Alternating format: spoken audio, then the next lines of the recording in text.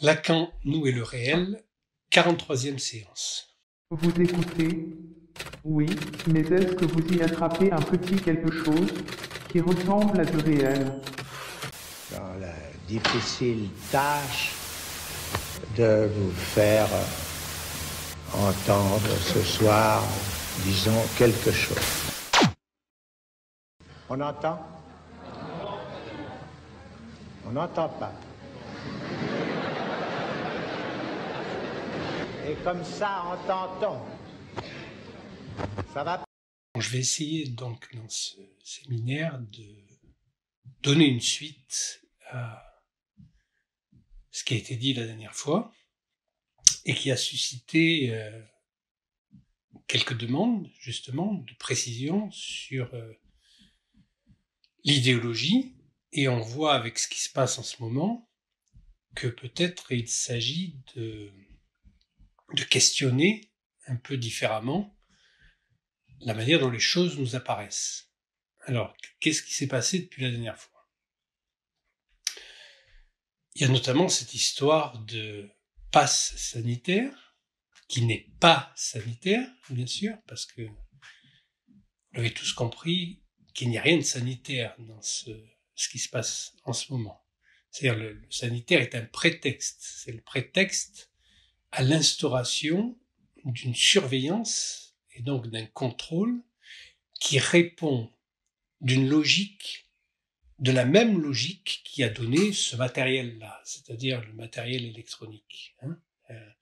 Votre smartphone, votre ordinateur, etc., répondent d'un certain type de logique.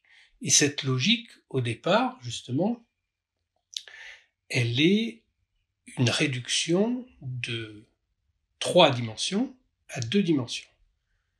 Vous savez bien que nous avons affaire, dès que nous sommes dans le parage de l'être humain, à 3 dimensions, que Lacan a appelé l'imaginaire, le symbolique et le réel. Et donc, dans la manière dont fonctionne le matériel informatique et tout ce procédé de contrôle qui a donné l'intelligence artificielle, je vous rappelle que j'ai fait une conférence là-dessus il y a quelques années sur la supercherie, la supercherie artificielle, puisqu'il y a autant d'intelligence dans l'intelligence artificielle qu'il y a de fleurs dans la fleur artificielle. Puisqu'il n'y a pas d'intelligence, parce que interlire, ça veut dire lire entre les lignes. Et donc, pour qu'il y ait du entre, il y a au moins 2 lignes et il y a quelque chose entre. Donc, ça fait 3. C'est toujours la même chose. C'est-à-dire que nous assistons dans cette idéologie à l'évacuation de la 3e dimension, sans laquelle, paradoxalement, il ne peut pas y avoir la 2e dimension. Ça a été prouvé et démontré en son temps par Cantor, mais aussi Frege, que le 2 ne peut pas être déduit logiquement du 1. Il y a toujours du 3 au départ. Alors c'est difficile à admettre, mais si vous questionnez un peu, vous allez trouver tout de suite dans l'expérience le fait qu'il y a toujours du 3. Même si vous voyez un élément en face de vous, par exemple, un élément le plus vide possible, c'est-à-dire le ciel, il y a rien de plus vide que le ciel. Vous regardez le ciel, vous pouvez dire, mais il n'y a que du 1, il n'y a que du ciel. Non, parce qu'il y a le ciel, il y a vous en train de le regarder, et puis la relation entre vous deux. Il y a toujours 3, on ne peut pas sortir de ça. Alors le problème, c'est dans cette falsification qui est liée à l'idée du 1, c'est que le 1 est très problématique. Alors, Lacan n'arrête pas de rappeler il y a de l'un. Il y a de l'un, alors ça, vous savez, c'est toute l'approche néoplatonicienne, qui est basée sur le fait de ressourcer cette idée du 1. Mais chez Lacan, ça a encore un autre sens. Il y a de l'un, ça veut dire essentiellement, disons à la fin de son enseignement, il y a de l'un parce qu'il n'y a pas de l'autre. Il y a de l'un Mais il n'y a rien d'autre. L'un dialogue tout seul, puisqu'il reçoit son propre message sous une forme inversée. C'est lui qui sait et non pas le supposé savoir. Il y a de l'un. Je l'ai répété tout à l'heure pour dire qu'il y a de l'un et rien d'autre. Il y a de l'un, mais ça veut dire qu'il y a quand même du sentiment. C'est-à-dire que l'autre est barré. Barré, ça veut dire que l'autre n'est pas un sujet.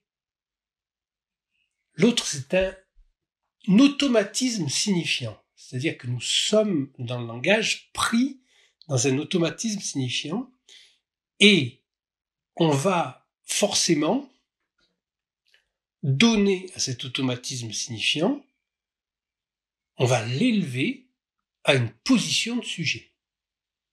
Tous les problèmes viennent de là. Ils viennent du fait que comment va naître cet autre-là? Cette notion d'autre, je l'ai marquée dans un certain graphe d'une barre qui le rompt. Est-ce que ça veut dire que rompu, ça soit nié?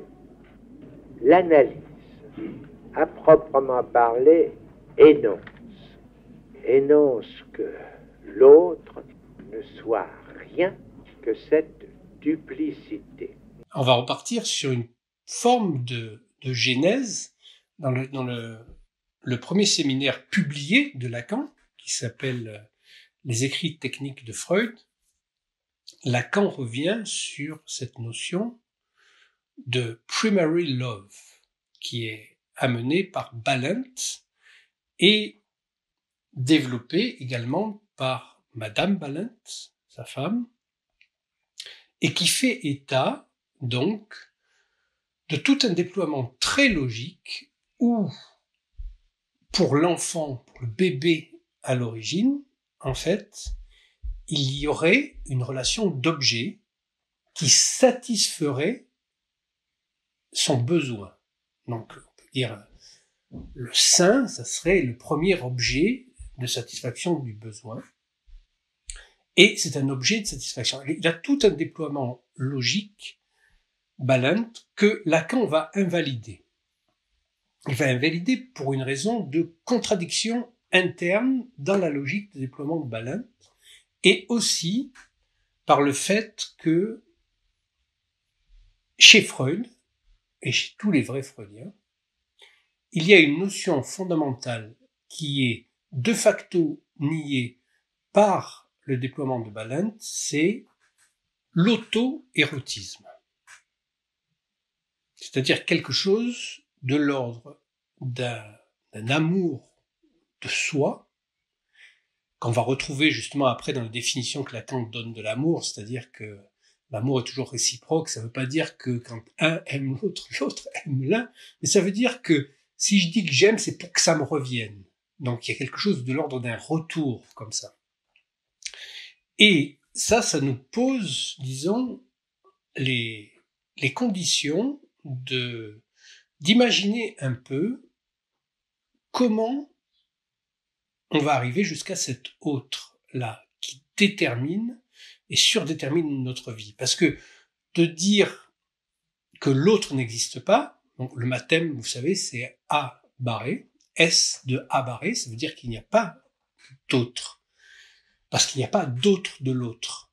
Donc de ce fait-là, nous sommes toujours en prise avec un autre qui n'existe pas en tant que sujet, mais nous sommes malgré tout soumis au désir et à la jouissance de l'autre comme conditionnant quelque chose de notre propre désir et de notre propre jouissance. Et on ne vient jamais à bout de l'autre, ni de son savoir, ni de sa vérité. Cela tient à notre dimension néothénique. Nous sommes la seule espèce sur cette planète à être à ce point arriérés dans notre développement moteur, langagier, au point où il y a toujours a priori un autre qui doit s'occuper de nous, jusqu'à une certaine maturité qui n'arrive pour certains jamais. Aujourd'hui, on peut dire que les gens sont adolescents jusqu'à 70 ans à peu près. Donc, quand on le voit en patin à roulettes, là, dans Paris, ça crève les yeux, on peut dire. Donc, une forme d'autonomisation du par-l'être et semble être un de nos objectifs prioritaires dans la vie, c'est-à-dire d'arriver un peu à avancer dans l'existence au sens où on se débarrasse d'un certain nombre d'aliénations et qui nous amènent vers notre propre parole, car il s'agit d'un acheminement vers la parole. On a déjà parlé, mais peut-être je reparlerai à la fin de ce séminaire. Donc, on a cet autre-là dont on ne peut pas nier la présence, puisque il est tout le temps là. Il suffit de voir comment on se comporte dans l'existence. L'autre apparaît tout le temps comme une gêne. Toujours cet autre qui vient nous capter là quelque chose qui nous empêche d'aller vers notre désir, qui nous empêche de faire ce qu'on a à faire, etc. Il suffit de voir les gens sur la route, sur l'autoroute ou même au parc, et les autres sont toujours comme des obstacles. Dès qu'on entend un bruit, c'est l'autre qui se manifeste, etc. Donc comment peut-on dire que l'autre n'existe pas? C'est là où il faut préciser, l'autre n'existe pas en tant que sujet. C'est-à-dire que ce n'est pas quelqu'un comme nous. Du point de vue de la logique, en tout cas. Et donc, je vais essayer de vous retracer un peu grâce à une phrase de Freud qui dit, une phrase qui est restée mystérieuse pour moi pendant un certain temps, jusqu'à ce que je comprenne ce que ça veut dire. Alors là, c'est une forme d'émerveillement. L'objet naît dans la haine. Phrase très courte, L'objet naît dans la haine. Ça veut dire quoi? Alors, on se replace un peu dans cette dynamique des écrits techniques de Freud, tels que Lacan les réexamine, notamment à partir du travail de Balint et de sa femme, pour parler de ce qu'il appelle primary love, c'est-à-dire l'amour primaire, primordial, prioritaire, le premier amour, l'amour de la mère pour l'enfant et surtout de l'enfant pour la mère, puisque c'est d'abord dans ce sens-là, c'est comme si il était absolument indispensable, du point de vue de la logique en tout cas, de placer quelque chose qui s'appelle amour, qui est une forme d'énergie particulière, quand c'est pas trop qualifié. Vous savez que l'amour, on en a déjà parlé plusieurs fois, il y a plusieurs mots pour parler de ça dans la Grèce antique. Il y a l'éros, il y a la philia, et il y a l'agapé. Donc ce sont trois registres qui vont dans le sens d'une inhibition, d'une pulsion quant à son but. L'éros, c'est le moins inhibé, en quelque sorte, puisque le but, il est la consommation sexuelle, érotique.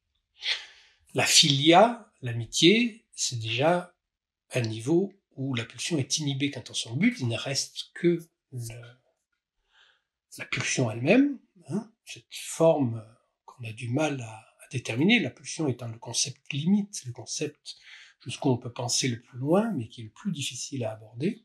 Donc on peut se le représenter sous une forme sinusoïdale, quelque chose qui pulse, en fait. Quand ça pulse, c'est pas un mouvement régulier, c'est un mouvement rythmique. Et c'est quelque chose de cet ordre-là, donc qu'on détermine comme étant ce qui va pousser l'enfant vers sa mère. Ce primary love, donc cet amour-là, Balint le déploie dans une démonstration très intéressante. est d'autant plus intéressante qu'elle permet à Lacan de montrer là où il se trompe. Donc c'est pas forcément quand c'est juste que c'est intéressant, c'est aussi quand c'est faux. Parce qu'à partir de là, il y a quelque chose qui peut naître de cette compréhension-là, et surtout un ressourcement de la logique. Donc on imagine cette diade mère-enfant. Elle est assez indifférenciée, cette diade-là mère-enfant, pour qu'on puisse s'imaginer que pour le bébé, le petit enfant, le sein, ce n'est pas l'autre. C'est lui-même. C'est-à-dire qu'il n'y a pas de conscience qu'il y a de l'altérité, là. Il y a quelque chose de l'ordre de... le sein, il est une partie de lui. C'est-à-dire, il est quelque chose qui lui revient. Ça va de soi qu'il y ait un sein. Donc, on voit que dans ce premier mouvement-là, de l'enfant vers la mère, il y a une non-différenciation, une indifférenciation. Quelque chose de l'ordre de... qui n'est pas de l'ordre du deux, justement. Et Lacan va plus loin, là. Il dit que c'est absolument réciproque. C'est-à-dire que, pour la mère aussi, d'avoir, et c'est encore plus fort, peut-être pourrait-on dire, vu les séminaires précédents, entre la mère et le petit garçon, le bébé mâle. C'est-à-dire, il y a une forme d'unité primordiale, fantasmatique, qui est recréée, au point où, pour elle aussi, il est une partie d'elle. Il l'était déjà à l'intérieur, mais même à l'extérieur, il reste. Et donc ce mouvement de pulsion, là, on peut l'imaginer comme un mouvement d'exvagination, c'est-à-dire le bébé sort, et évidemment, comme c'est une pulsion, ça revient, il veut revenir, rentrer tout de suite, mais il ne peut pas. C'est comme le tube de dentifrice, une fois que vous avez appuyé dessus, ça va être très difficile de faire rentrer, surtout s'il y a les bandes rouges et blanches. C'est impossible à faire rentrer dans le tube. Et donc ça se déplace, et il va avoir envie de manger la mère, c'est-à-dire de la réingurgiter. C'est comme s'il y avait ce mouvement d'invagination, exvagination, parce que il y a l'idée d'une unité primordiale, là. Quelque chose qui est fantasmatique, mais qui prévaut sur l'ensemble des comportements et qui est observable comme étant cette unité tellement fondamentale que Balint va très loin dans l'exploration ethnologique, et là où, justement, la mère est censée donner, l'enfant prendre, et comme dit Lacan, quand on ne peut plus donner, on prend. Et donc, il cite des populations, on ne parle même pas de famine ou de disette, là, on parle d'une situation catastrophique sur le plan alimentaire, c'est-à-dire du besoin pur, où les mères mangent, quand il n'y a plus rien, et que c'est le dernier recours, mangent leur propre enfant. Donc il y a une forme de complémentarité absolue à ce moment-là, qui ne s'observe que dans certaines régions du monde. C'est les déserts australiens les plus miséreux, misérables, et là où des situations catastrophiques sur le plan alimentaire, dans des tribus extrêmement primitives, et ça a été aussi repéré chez les Esquimaux. Et il y a une forme de complémentarité telle que, et on voit bien que là, il n'y a pas d'altérité. Alors comment va naître l'altérité? Parce que là, il n'y a pas encore d'altérité en quelque sorte. Il n'y a pas encore d'autre, d'une certaine manière. C'est-à-dire que il y a ce fantasme du 1. Si le 1 est toujours 3, comme vous le savez, puisque le nœud borroméen, c'est 3, imaginaire, symbolique et réel, et que ce 3, ça veut pas forcément dire qu'il y a un cercle, imaginaire, un cercle symbolique et un cercle réel, c'est que les trois font un et un font trois, comme dans la religion trine, qui est la religion chrétienne, où le Père, le Fils et le Saint-Esprit sont une seule divinité. Donc c'est une notion numérique, là, dont je parle, justement, puisqu'on va parler du numérique qui est l'acception aujourd'hui qui se réduit uniquement au 1 et au 0, c'est-à-dire à 2 dimensions.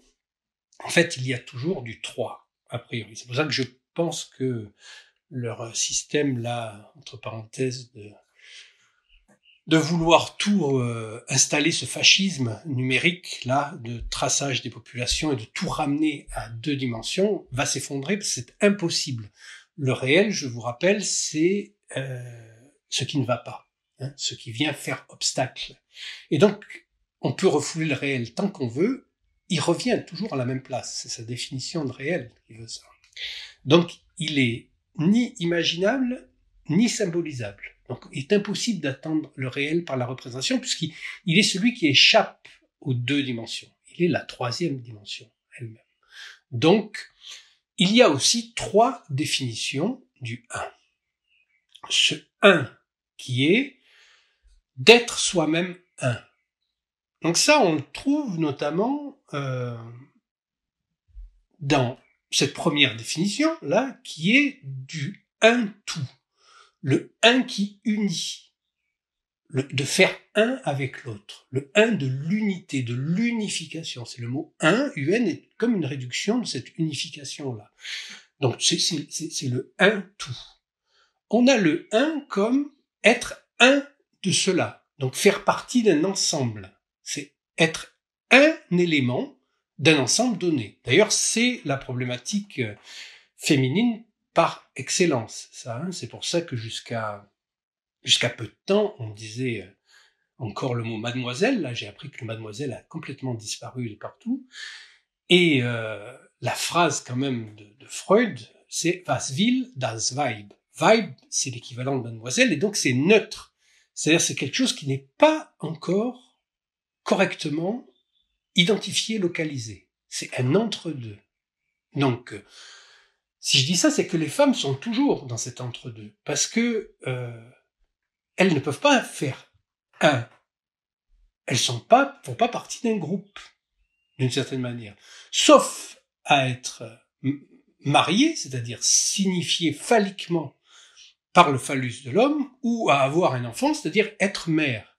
Sinon, leur identité est flottante. Elles sont dans le langage, elles sont dans la dimension vraiment où la question de leur identité ne peut pas se poser parce qu'elle est tout le temps en mouvement. Elle est toujours prise dans la pensée qui amène une autre pensée, etc. Donc elles sont dans le langage. Et donc ce 1, c'est le 1 de l'unité. Les hommes, malheureusement pour eux, les idiots, ils sont tout phalliques, donc il faut toujours qu'ils fassent partie de tel truc, de tel club, de tel... ils sont toujours directement sûrs de leur identité, tellement ils sont bêtes, donc il y a qu'à voir comment ils portent l'uniforme, etc. Ils n'ont pas besoin de se différencier. Là, hein. Si vous voyez par exemple... tous les hommes peuvent avoir un parapluie noir, mais la femme va avoir un parapluie coloré au milieu. Elle peut se différencier. Là, les hommes n'ont pas besoin, ils sont tellement sûrs d'être ce 3e 1 que j'aborde maintenant, qui est le 1 de l'exception. Celui à partir duquel tous les autres se définissent. Donc, l'exception qui fait la loi ou la règle. Hein.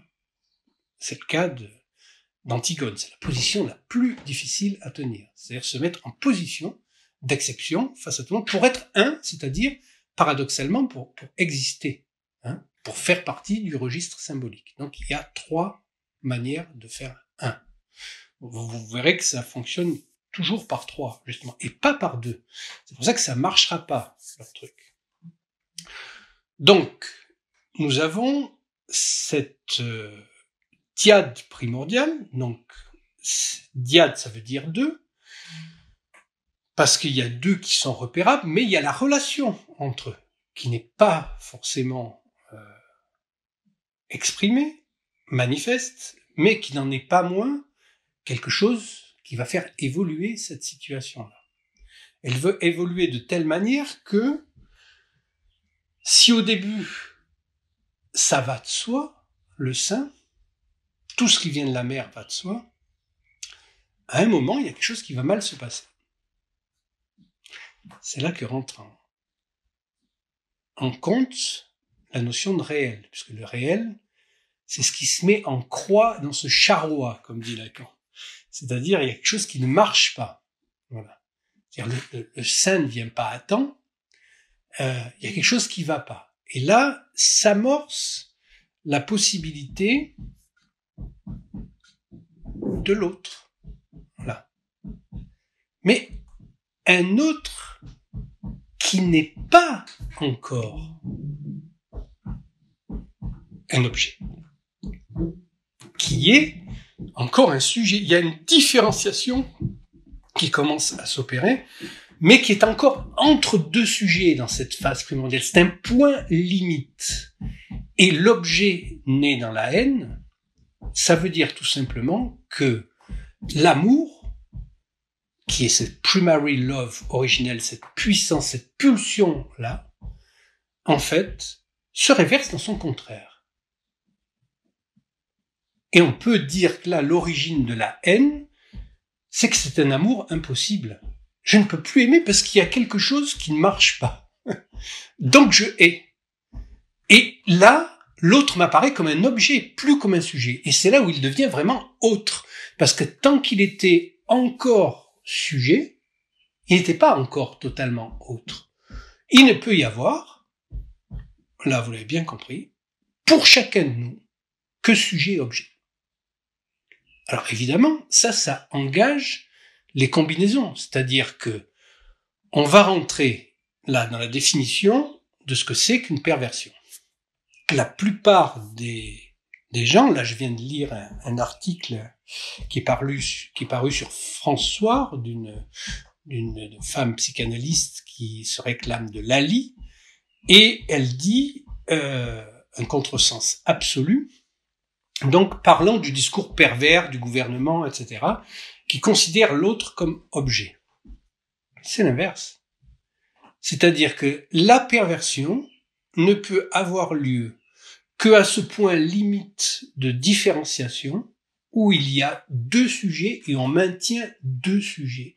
Et là où il y a perversion, c'est quand le sujet, l'un des deux sujets, c'est-à-dire en l'occurrence celui qui est du côté de l'enfant, on dit que les enfants sont des pervers polymorphes, c'est une phrase de Freud, il faut bien comprendre ce que ça veut dire, c'est-à-dire que eux, ils essayent de maintenir l'autre en position de sujet. Et ça, pour comprendre ça, il faut faire appel à une notion qui s'appelle le regard. Le regard ne présuppose pas qu'il y ait des yeux, ni même quelqu'un qui regarde. Il suffit de s'imaginer passant dans la rue et voir une fenêtre un rideau sur une fenêtre et on se sent regardé. Il n'y a même pas besoin de ça. Si vous allez dans le maquis en Corse, vous avez la nature à perte de vue, mais vous sentez qu'il peut y avoir quelqu'un là qui vous regarde et que vous ne voyez pas. Donc cette notion de regard, c'est de placer l'autre en sujet, regardant, parce que l'autre n'apparaît comme sujet qu'à partir du moment où je croise son regard et que je le vois me voir. Donc ça, c'est toute une phénoménologie qui est inscrite dans un livre qui s'appelle « L'être et le néant » de Jean-Paul Sartre, où sur le chapitre qui s'appelle « Le regard », justement, il déploie toutes les arcanes de cette phénoménologie de l'intersubjectivité qui est toujours imaginaire. C'est là où on voit que l'intersubjectivité, elle est imaginaire. Parce qu'en vérité, il y a un sujet et un objet. Dès qu'il y a c'est ça que ça veut dire aussi, il n'y a pas de rapport sexuel. Parce que on oscille sans arrêt entre une position de sujet et d'objet. Et la véritable perversion, la perversion, c'est se faire objet de la jouissance de l'autre. C'est se mettre dans une position où on fait croire à l'autre, donc en le mettant en position de sujet, qu'on tient le secret de sa propre jouissance. Donc, un véritable pervers, c'est quelqu'un qui se vit lui-même, alors qu'il est sujet, comme un objet, et il va jusqu'au bout de cette logique, de mettre l'autre dans une position subjective, pour se faire l'objet de sa jouissance et le manipuler de cette manière-là. Ça, c'est la véritable perversion, ça passe par là. Alors, la limite de cette perversion, c'est exprimé aussi bien par Sartre que par Lacan plusieurs fois, c'est que, à un certain stade, puisque, évidemment, il sait très bien qu'il est sujet, mais il joue à l'objet. Il se fait objet. Il se transforme en objet. Donc, ça, c'est exprimé chez Sartre, par exemple, où je considère l'autre comme un objet, il m'empêche de passer dans la queue, etc. Et puis, il se retourne, je croise mon regard, je le vois comme sujet me regardant, parce qu'il y a toujours, je vois que lui me regarde et qu'il voit que moi, je le vois me regarder. C'est ce qui se passe dans un laps de temps très rapide, mais qui fait que immédiatement, je reviens à quelque chose de très archaïque et très primitif, c'est que je place l'autre en sujet, je veux le garder en sujet. Comme à ce moment de séparation d'un sujet, d'une intersubjectivité imaginaire entre la mère et l'enfant, où avant de la faire passer du côté de l'objet, c'est-à-dire autre, donc métonymiquement son sein, mais c'est là où on peut trouver toutes les perversions sexuelles, on peut remonter tous les fantasmes et toutes les perversions sexuelles à partir de là. C'est-à-dire être l'objet ou avoir l'objet, qui est lié à être un corps ou avoir un corps. Mais quand nous sommes là, dans ce passage-là de différenciation, c'est la limite où il y a encore deux sujets avant de chuter dans l'objet et donc dans la haine qui est la poche secrète de l'amour. Il ne peut pas y avoir d'amour sans haine. C'est impossible. Puisqu'il y a toujours cette réversion-là. Donc les gens qui font des livres sur la haine et qui campent la haine chez l'autre tout le temps, ils ont absolument rien compris au fondement même de la psychanalyse. Puisque c'est la poche de haine, elle est toujours au fond de nous comme cet amour impossible, parce qu'au départ, il y a une telle puissance d'amour qui va se heurter à quelque chose de l'ordre d'une rupture de cette intersubjectivité imaginaire et une chute de l'objet. Une chute de l'objet qui va nous permettre d'avoir un corps et de ne pas être ce corps. Hein ? Donc ensuite, bien sûr, dans les relations sexuelles entre l'homme et les femmes, il y a toujours aussi quelque chose de cet ordre-là. La sexualité, elle est par essence perverse, puisque la définition de la perversion, c'est pas quelque chose de bien ou quelque chose de mal. La perversion, elle est un détournement d'une pulsion quant à son but. Donc la pulsion sexuelle, si on pose le fait que c'est lié à la procréation, la sexualité elle-même va être l'évacuation de la finalité même, pour ne garder que la jouissance liée à l'acte, mais pas sa finalité. Donc nous sommes là dans des registres très subtils, mais qui permettent de comprendre que nous sommes tous convoqués, à chaque fois, à la manière dont nous plaçons l'autre en position de sujet. J'ai avancé aussi ce quelque chose qui s'énonce de l'universel, et ceci pour le nier. J'ai dit qu'il n'y a pas tous. C'est bien en quoi les femmes sont plus hommes que l'homme. Elles ne sont pas toutes, ai-je dit.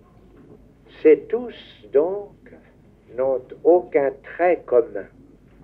Ils ont pourtant celui-ci, le seul trait commun,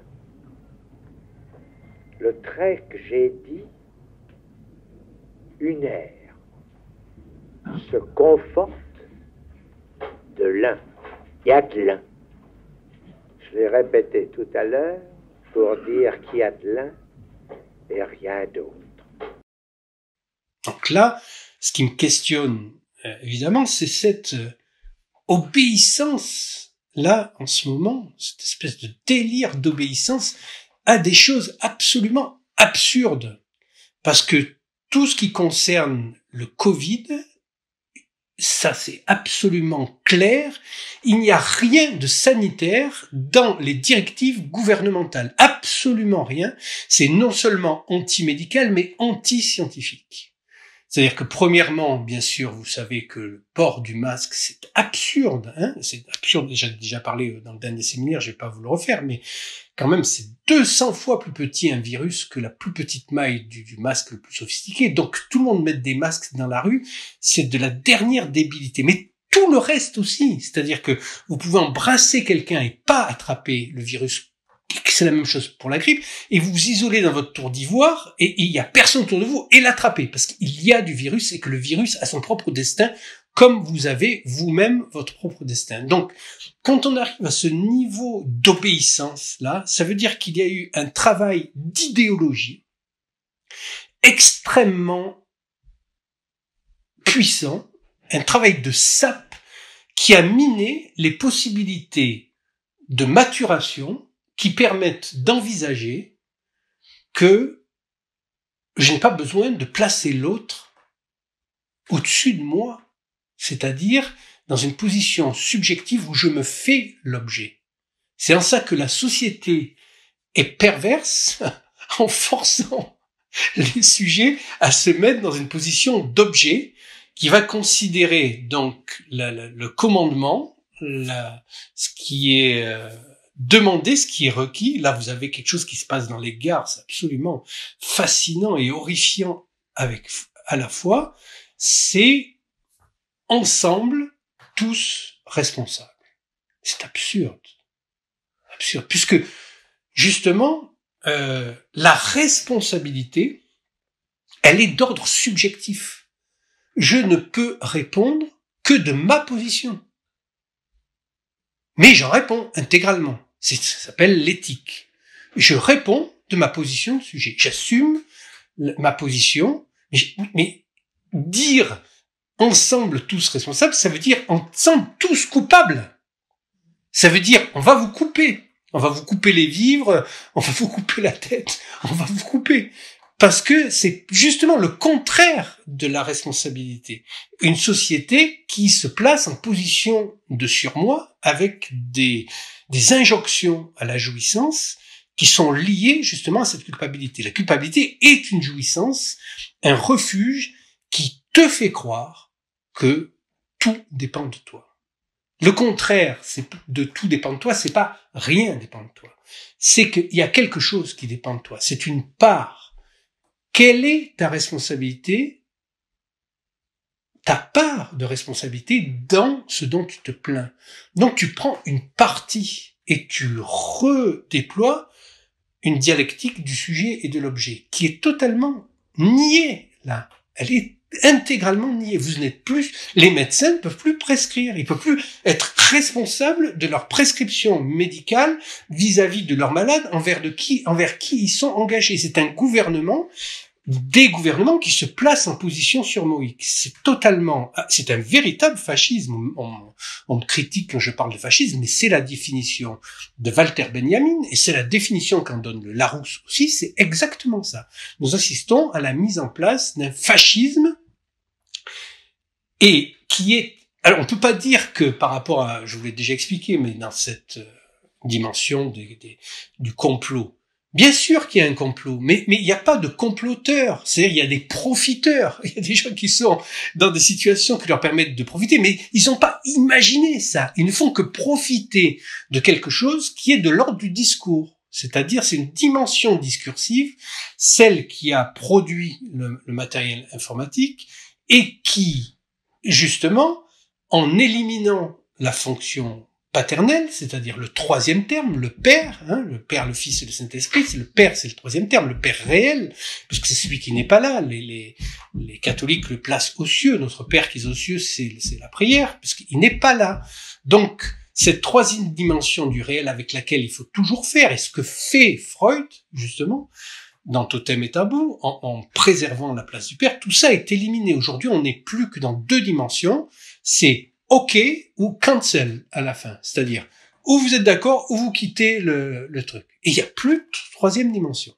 Et donc, cette installation-là, qui répond de cette logique, amène ce fascisme-là. Le fascisme, c'est ça. Il n'y a plus de possibilité de parler, il n'y a plus de possibilité d'assumer une position trinitaire de relation entre un sujet et un objet, et le sujet devient objet et l'objet devient sujet. C'est comme un miroir aux alouettes, on n'arrête pas, et ça, on peut le retrouver dans tous les fantasmes sexuels, les fantasmes des hommes et les fantasmes des femmes, et remonter tous ces aspects-là pour retrouver justement l'origine de cette dialectique sujet-objet et de la responsabilité qui est la nôtre. Donc nous enfonçons là dans un obscurantisme à travers l'une des 4 saucisses dont je vous ai parlé la dernière fois. Donc cette fois, c'est la saucisse de l'innovation technologique, c'est d'arriver à faire croire qu'on pourrait faire rentrer toute la complexité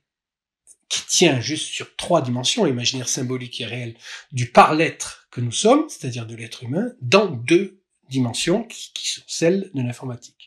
Tout ça parce que c'est inclus déjà dans cette relation perverse, justement, d'exploitation et de domination, justement, de revenir à un stade archaïque, primordial. C'est-à-dire que l'humanité est convoquée à repasser par un stade où elle doit se définir par rapport à le développement de chacun de ceux qui constituent cette humanité. Donc ce qui est mis en scène là, c'est quelque chose de cet ordre-là, et il s'agit de revisiter justement cette notion de perversion. Toute sexualité humaine est perverse si nous suivons bien ce que dit Freud. Il n'a jamais réussi à concevoir la dite sexualité autrement perverse. Et c'est bien en quoi j'interroge ce que j'appellerais la fécondité de la psychanalyse. Vous m'avez entendu très souvent énoncer ceci, que la psychanalyse n'a même pas été foutue d'inventer une nouvelle perversion. C'est triste, parce qu'après tout, si la perversion c'est l'essence de l'homme, quelle infécondité dans cette pratique. Bon, première partie, alors Ernest, tu m'as aussi demandé, mais qu'est-ce qu'il en est donc de la position juive? Alors ça c'est très très intéressant, la position juive. Parce que pour comprendre ça, il faut se placer vraiment dans une perspective, disons, historique au sens très très large. On peut dire qu'il y a les civilisations les plus antiques jusqu'à notre civilisation actuelle. Et dans la civilisation la plus archaïque, puisqu'il est question de liberté, et que là, vraiment, ce dont on est privé, c'est de la liberté, on peut dire un seul est libre.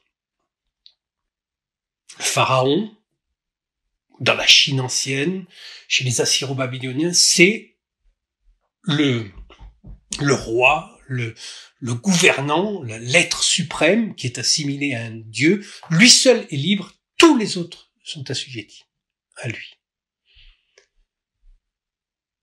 Dans la Grèce antique, nous avons donc la première émancipation. C'est pour ça que la Grèce est la mère de notre civilisation, de notre société, la Grèce antique, avec justement toujours des tripartitions, comme avec Eros, Philia et Agapé, il y a toujours cette nuance-là, il y a les 3 femmes, il y a Héra, il y a Athéna, il y a Artémis, il y a toujours quelque chose de trinitaire, c'est là où il y a l'Orestie d'Échille, l'intronisation de la fonction paternelle comme étant celle de la conception de l'enfant. Donc l'enfant appartient a priori au père et la mère lui donne abri, nourriture, etc. Et donc la fondation de notre civilisation est là, c'est là où on sort du matriarcat mino-mycéen pour rentrer dans la civilisation grecque qui va donner notre civilisation qui s'effondre dans les années 1970 avec la disparition du droit paternel et l'instauration du droit parental à la place, qui va amener jusqu'à cette déliquescence aujourd'hui, parce qu'elle est liée au langage. Alors, que viennent faire les Juifs là-dedans? C'est entre les royaumes antiques, où un seul est libre, et la Grèce antique, où les citoyens sont libres. Les esclaves, non. Il y a sûrement plus d'esclaves que de citoyens.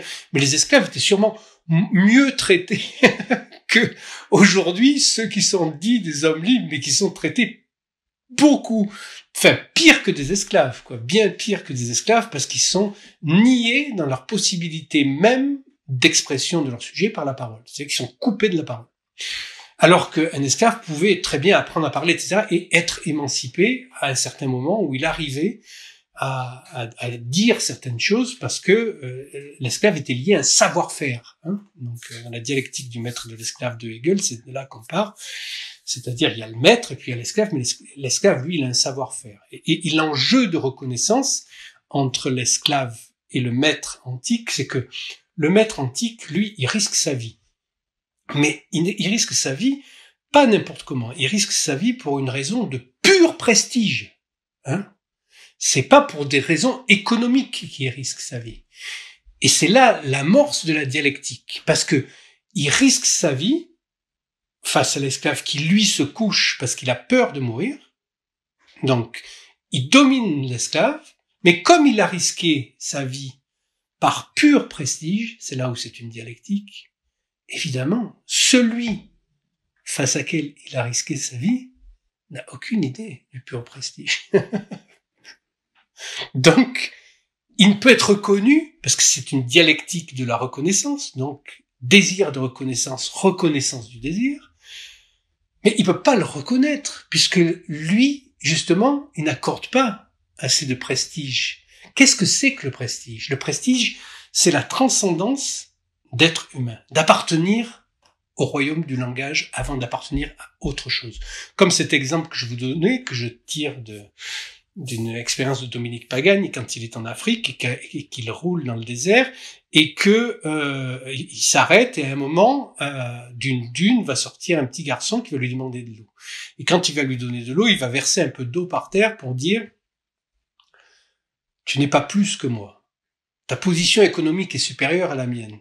Mais je suis un homme comme toi. » C'est-à-dire que c'est du pur prestige de verser l'eau dans le désert. Voilà, c'est de cet ordre-là, le pur prestige. Alors, comme le maître, il ne peut pas être reconnu par l'esclave, on va passer dans une dialectique sujet-objet, et l'objet va faire jouir le sujet, et l'esclave va prendre le pas sur le maître. Donc c'est pour ça que nous sommes aujourd'hui dans une société d'esclaves. C'est-à-dire, non seulement les gens qui mettent tout le masque, qui reconnaissent leur esclavage, comme ça, c'est-à-dire qu'ils n'ont pas de parole, ils ont la bouche fermée, mais ceux qui sont aussi les soi-disant maîtres, ce sont les premiers esclaves. D'ailleurs, eux aussi, ils mettent... Vous voyez, Biden, vous pouvez jamais le voir sans son masque de la mort. Les crétins de Macron, Véran, Castex, vous pouvez jamais les voir maintenant. Même en photo, ils se mettent avec le masque. On est dans la domination des esclaves aujourd'hui. Il n'y a plus de maître, justement. Parce qu'il n'y a qu'un seul maître, c'est le langage. Ça, c'est ce que nous apprend la psychanalyse. Et c'est là où on revient sur les Juifs, donc, qui sont cette tribu intermédiaire d'esclaves, qui trouvent leur émancipation en s'extrayant de chez le maître égyptien, et qui, à partir de là, à partir de leur Dieu, du rapport qu'ils ont à leur Dieu, Yahvé, Jéhovah, vont permettre de mettre en scène quelque chose de l'ordre du discours du maître. Donc, le discours du maître, il va naître là. C'est pas un hasard que ce soit Freud qui invente la psychanalyse. Parce que la psychanalyse, le discours de l'analyse, c'est l'envers du discours du maître. Donc, lui, c'était l'homme le plus lettré de son époque. C'est pas pour rien que les nazis ont essayé d'exterminer les juifs. C'est-à-dire que c'était les gens les plus lettrés. Et lui, particulièrement, il avait absolument tout lu. Et c'était un pur cœur, Freud. Donc, il va, avec notamment Moïse, donc l'homme Moïse et la religion monothéiste, sauver la place vide de Dieu, parce qu'il a saisi que le discours du maître vient de là. C'est pour ça que bien qu'il ne l'ait pas formulé comme ça, Lacan attribue la paternité du discours du maître, la paternité du discours de l'analyste à Freud. Le discours de l'analyste, c'est l'envers du discours du maître, c'est-à-dire la possibilité de sortir de cette aliénation-là en découvrant qui est le vrai maître. Et il n'y a pas d'autre maître pour nous que le signifiant. C'est dans notre rapport au langage, notre rapport au signifiant, que nous pouvons jouer notre émancipation par l'acheminement vers la parole. Et donc, le monde juif, donc, qui se profile avec une certaine forme d'annonciation, qui est que le Yahvé arrive par le rêve, c'est-à-dire un matériel exclusivement symbolique et subjectif dans le rêve d'Abraham, a demandé le sacrifice de son fils.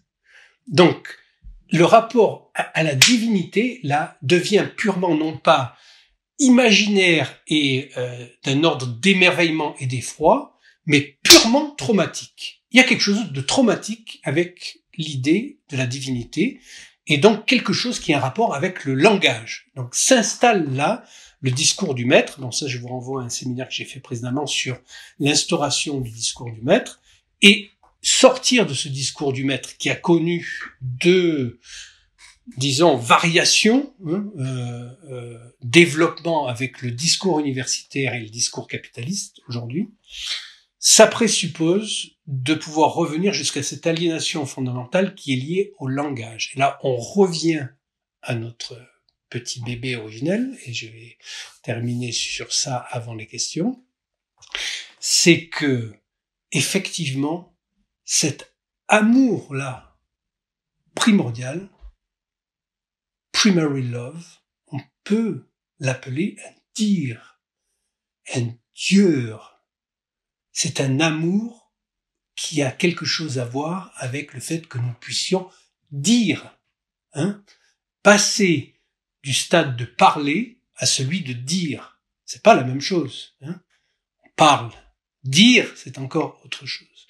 Et ce dire-là, il présuppose au départ cette collusion subjective imaginaire. C'est là que l'imaginaire prend sa source, cette intersubjective imaginaire qui fait qu'on n'en a pas fini avec Dieu et avec l'idée de Dieu tant qu'on n'a pas remonté, tant qu'on n'est pas remonté jusqu'à cette origine même où on passe de l'intersubjectivité imaginaire du 1-3 à l'autre, donc à 2, et à l'objet, donc 3.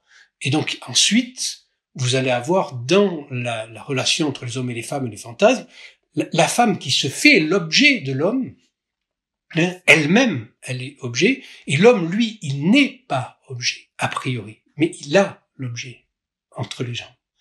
Donc, cette relation-là, de sujet-objet va être très riche. Je peux pas la développer aujourd'hui parce que c'est quand même très complexe, on va rester là-dessus, mais vous avez là, en fait, la matrice même de ce dire originel qui fait que nous appartenons à quelque chose de transcendant, et cet amour-là est transcendant, qui va trouver des formes d'expression très diverses, mais qui ont toujours un rapport paradoxal. Il faut lire Kierkegaard là-dessus, notamment Vie et règne de l'amour. L'amour, ça a quelque chose à voir avec la logique. C'est pas du sentiment, c'est pas de l'affect. C'est quelque chose de logique, le logos. Ça a quelque chose à voir avec la loi. Voilà, la loi juive que le Christ accomplit et que Freud vient répéter ce geste-là en réincluant le corps, c'est-à-dire le premier moment où il y a une possibilité de se rendre compte qu'il y a un inconscient. Après avoir fini ce séminaire, je me suis rendu compte à certaines questions que quelques points méritaient d'être précisés.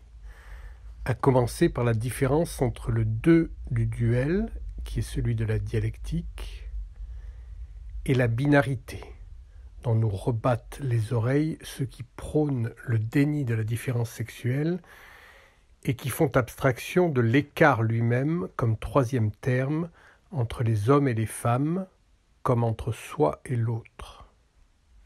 Écoutons Lacan dans Le savoir du psychanalyste. Pourquoi est-ce que le psychanalyste s'imagine que ce qui fait le fond de ce à quoi il se réfère, c'est le sexe ? Que le sexe, ça soit réel, ceci ne fait pas le moindre doute. Et sa structure même, c'est le duel, le nombre 2. Quoi qu'on en pense, il n'y en a que 2. Les hommes, les femmes, dit-on, et on s'obstine à y ajouter les Auvergnats. C'est une erreur. Au niveau du réel, il n'y a pas d'Auvergnat. Ce dont il s'agit, quand il s'agit de sexe, c'est de l'autre sexe, même quand on y préfère le même. Fin de citation. Pour la petite histoire, la référence aux Auvergnats vient de ce qu'en 1781, lors de la bataille de Wethersfield, au général Washington, qui s'émerveillait de ce que les soldats français combattaient comme des hommes et dansaient comme des femmes, le comte de Rochambeau aurait répondu « Ni hommes ni femmes, ils sont auvergnats ». Ce qui nous importe ici, c'est l'origine du 2. Le 2 n'est pas déductible du 1. Gödel a déjà démontré ça. Il y a 2 parce qu'il y a déjà toujours 3. Jamais 203, comme dit l'expression. C'est la structure minimale. 2 termes et un écart entre les deux. Depuis un certain temps, on assiste de la part des séides des Gender Studies, les étudiants du genre donc, des astudés du discours universitaire, avec parmi eux des gens qui se prétendent psychanalystes. On aura tout entendu. Et qui parlent de non-binaires, qui prétendent refuser la binarité. Mais cela ne veut rien dire, parce que s'il n'y en a que 2, comme le rappelle Lacan, c'est parce qu'il y a toujours déjà du 3. C'est de dialectique qu'il s'agit. La négation d'une négation ne revient jamais à l'affirmation première. Dans la dialectique du maître et de l'esclave, le 3e terme, c'est le rapport de négation qui lie les deux. Et si l'esclave s'échappait, ou si le maître défuntait, il n'en resterait pas moins esclave, un esclave sans maître, car il lui eût fallu opérer une seconde négation pour être affranchi de ce qui le détermine comme esclave. Ainsi, il aura dû non seulement nier le maître, mais aussi se nier lui-même dans son rapport d'esclave. C'est ainsi que ceux qui prétendent échapper à la binarité sexuelle non seulement ratent le moment dialectique, mais recréent de facto une binarité entre dominant et soumis au sein même de chaque catégorie straight ou divergent. Dans son séminaire sur les écrits techniques de Freud, Lacan insiste. Il y a une chose qui est tout à fait certaine, c'est que la relation proprement sadique ne se soutient que pour autant que l'autre est juste à la limite où l'autre reste un sujet. C'est-à-dire qu'au moment où la souffrance déborde, l'inflexion de la souffrance où l'autre ne devient plus rien qu'une chair qui réagit, une forme de mollusque dont on titille les bords et qui palpite, il n'y a plus de relation sadique. Il peut en sortir quelque chose qui, selon le plus ou moins d'authenticité ou d'ampleur des réalisations dont est capable le sujet sadique, s'arrêtera là, sous une forme tout d'un coup de vide, de béance, de creux. Mais la relation sadique implique que ce qui est manié dans la relation entre les deux sujets soit quelque chose qui accroche le consentement du partenaire. Consentement au sens de l'acceptation la plus large. C'est du consentement, de la liberté, de l'aveu de l'humiliation du partenaire qu'il s'agit.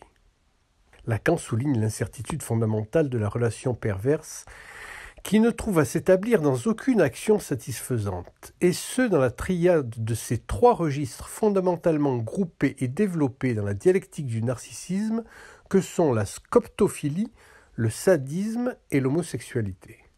Le fait que le pervers se fasse instrument de la jouissance de l'autre empêche que celui qui s'en dit la victime n'ait pas à reconnaître sa part de responsabilité dans le désordre dont il se plaint. « Tu es une victime » est le message type du discours dominant, dont le destinataire se comporte effectivement comme s'il était la victime potentielle de forces irrationnelles absurdes dans un monde devenu fou, dépourvu de sens et dangereux. Victime, quel avantage, me direz-vous? C'est une échappatoire commode aux affres de la culpabilité. Coupable, ça veut dire que ce qui nous arrive aura dépendu de nous. Donc, nous aurions pu faire, et nous pouvons faire, autrement. Nous sauver nous-mêmes en comptant d'abord sur nos propres forces. Mais notre jouissance de nous maintenir dans notre minorité, en attendant de l'autre, l'État le plus souvent, Big Mother, une réparation pour notre statut de victime est trop forte, ce qui nous conduit aussi sûrement à la soumission que du bétail à l'abattoir. Une psychanalyse réussie aura conclu à l'inconsistance du grand autre. Il n'y a pour le sujet rien d'autre au monde qu'un objet petit a. Le sujet s'y retrouve dès lors conduit à assumer sa responsabilité, ce en quoi il échappe à l'impasse mortifère de l'alternative victimisation-culpabilité. Être responsable, cela veut simplement dire qu'il accepte de répondre de sa position de sujet comme rejet de la chaîne signifiante. Qu'on le veuille ou non, notre position de sujet, nous sommes toujours responsables. Ceci constitue le fondement indépassable de l'éthique, qui est un autre nom pour lien social ou discours dans sa stricte acception lacanienne. Le sujet est toujours pris dans un discours, c'est là qu'il apparaît en tant que sujet. L'intersubjectivité imaginaire, cela signifie que l'un des sujets joue le jeu de l'objet. Cela est manifeste dans la notion de regard, qui fait que je vois que l'autre me voit, et que tel ou tel tiers intervenant me voit vu. Il n'y a jamais simple duplicité de termes. Ce n'est pas seulement que je vois l'autre, c'est que je le vois me voir, et que le voyant me voir, ceci implique le troisième terme, à savoir qu'il sait que je le vois. Le cercle est fermé.